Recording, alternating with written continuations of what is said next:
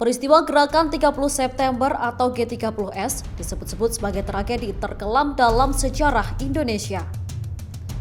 Dalam peristiwa G30S tersebut, 7 sosok menjadi korban, yakni 6 jenderal TNI dan 1 perwira yang diculik hingga tewas mengenaskan pada malam itu. Jasad mereka kemudian dibuang ke dalam sumur yang kini dikenal dengan nama Lubang Buaya. Sosok Dipa Nusantara Aidit pun tak pernah lepas jika membahas G30S. Pasalnya sebagai pemimpin Partai Komunis Indonesia atau PKI, ia disebut sebagai dalang G30S. Gerakan G30S PKI yang mulai terendus kemudian membawa DN Aidit melarikan diri. Dikutip dari buku kudeta Gerakan 30 September, DN Aidit diketahui melarikan diri ke Yogyakarta setelah menyerahkan pimpinan tertinggi PKI. Tongkat pimpinan CCPKI diserahkan ke Sudisman yang saat itu menjabat sebagai Wakil Ketua 3. Karena pada saat itu Wakil Ketua 1 Lukman sedang berada di Sumatera dan Wakil Ketua 2 PKI Nyoto ada di Jawa Tengah. Dengan penyegaran pimpinan itu, maka seluruh urusan PKI sepenuhnya berada di bawah kendali Sudisman. Syam yang saat itu menjadi Ketua Biro Khusus sekaligus sebagai Ketua Pelaksana G30S sudah tak melaporkan lagi setiap perkembangan gerakannya itu kepada Aidit, melainkan kepada Sudisman. Dengan embel-embel perintah dari Presiden Soekarno, Aidit memanfaatkan fasilitas berupa pesawat Dakota dari Halim Pangkalan Udara Adi Sucipto. Aidit juga menolak tawaran para perwira AURI untuk mengantarkannya menemui Sri Paku Alam. Aidit kala itu meminta untuk diantarkan ke rumah Sutrisno, Ketua CDB PKI Yogyakarta. Kala itu perwira yang mengantarkan Aidit beberapa kali salah alamat sebelum berhasil menemukan kediaman Ketua CBD PKI. Para perwira yang mengantarkan Aidit kemudian mulai curiga. Pasalnya kedatangan seorang Menko tidak menemui gubernur, namun malah menemui Ketua CDB PKI yang rumahnya terletak di tengah-tengah kampung. Berdasarkan informasi yang dihimpun selepas dari Yogyakarta, DN Aidit melarikan diri ke Solo. Saat di Solo, Aidit berada di wilayah Kleco yang kemudian pindah lagi ke sebuah rumah di Desa Sambeng belakang stasiun balapan pada 22 November. Pasukan Kolonel Yasir Hadibroto yang berhasil menemukan Aidit kemudian melakukan interogasi.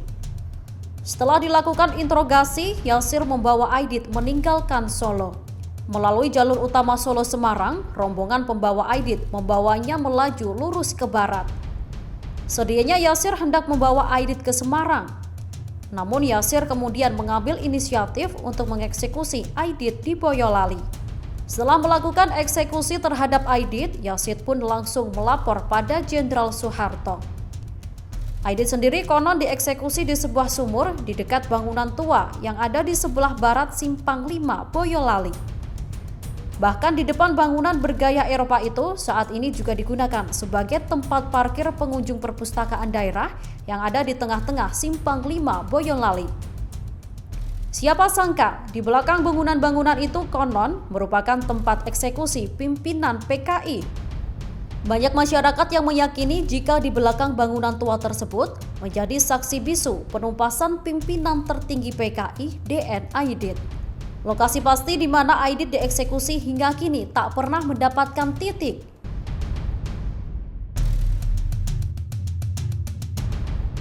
Kalau yang pertama saya berdasarkan beberapa catatan-catatan, itu yang kami ketahui adalah ketika tanggal 2 Oktober setelah terjadi peristiwa G30 SPKI, itu DN Aidit itu merasa konangan lah, merasa nampak pergerakannya. Nah kemudian padahal DN Aidit itu berusaha untuk menyembunyikan bahwa di balik itu bukan PKI yang sebagai aktor intelektualnya, namun ternyata sudah tercium oleh beberapa intelijen yang kontra komunis. Akhirnya untuk menyelamatkan diri, DN Aidit itu tanggal 2 Oktober itu menyerahkan kekuasaan itu kepada Sudisman untuk memegang Biro Sentral PKI yang ada di Jakarta. Beliau kemudian mengatasnamakan presiden menggunakan pesawat terbang dari Halim Perdana Kusuma itu menuju Adi Sucipto di Yogyakarta. Ya. Namun anehnya ketika sampai di Adi Sucipto Yogyakarta oleh beberapa pejabat militer di sana ditanya, ini ada keperluan apa? Den Aidit menjawab, ini ada kepentingan presiden. Ketika akan dihadapkan kepada Gubernur Sultan Hamengkubuwono atau Sri Pakualam, Den Aidit menolak. Ya, karena ini adalah pribadi presiden begitu katanya. Nah, rupa-rupanya itu hanya sebagai dalih dalam rangka untuk menemui pimpinan komunis yang ada di Yogyakarta. Dalam rangka mungkin penyelamatan diri atau konsolidasi. Yang jelas pada saat itu juga di Yogyakarta kan terjadi pembunuhan terhadap Jenderal Kolonel Sugiono, ya. Dan kemudian Den Aidit setelah bertemu dengan beberapa pimpinan komunis di Yogyakarta merasa tidak aman karena Yogyakarta ya itu berada di bawah kekuasaan Sultan Hamengkubuwono ke-9 dan Sri Pakualam ke-8. Karena mungkin pergerakannya diketahui oleh banyak orang, sehingga ada saran-saran dari para pembantu-pembantunya untuk dilarikan ke Surakarta yang dianggap aman. Di salah satu kader komunis, Den Aidit, menurut cerita yang berkembang itu beliau disembunyikan di bawah lorong di sebuah kamar rahasia yang pintunya itu dari pintu almari, begitu, almari pakaian. Tapi kalau dibuka itu merupakan pintu rahasia menuju ke kamar Den Aidit itu, sehingga akhirnya tercium oleh dari Jakarta bahwa Den Aidit itu bersembunyi di Surakarta. Kemudian ada bukan mata-mata, maksudnya ada intelijen yang berusaha untuk mendekati lokasi Den Aidit itu, sehingga akhirnya terungkaplah bahwa Den Aidit itu bersembunyi di Solo.